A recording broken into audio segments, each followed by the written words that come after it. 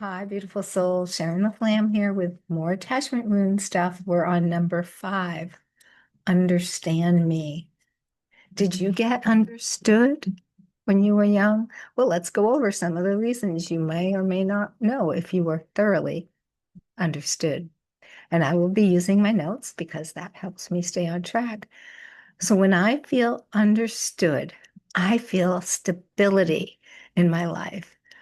I can feel the ground beneath me. I can feel safe. I can feel stable, grounded, and understood, like who I am at my core for who I am. We develop the understand ourselves from our caregiver understanding us. So the way you know who you are on an understanding level came from the way your caregiver showed up for you. So think about that, right?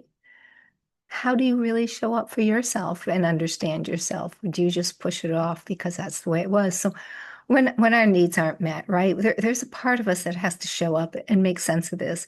And so when I'm with myself, I'll beat myself up. I'll have that imposter syndrome. I'm being somebody I'm really not because I can't really be who I am, right? What else shows up? Well, I won't let you get too big because then we'll be seen. So I'll beat myself up. So we can't be seen. Ooh, that kind of lands, doesn't it? If you really knew me, you wouldn't like me. There's a part of me that might show up like that, right? So this internal ambivalence develops, and now we're developing, we're older in this stage, right? We're older, we're starting to use our brain and stuff. I will learn how to people please so they don't have to know me. You will be liked for what you can do for them.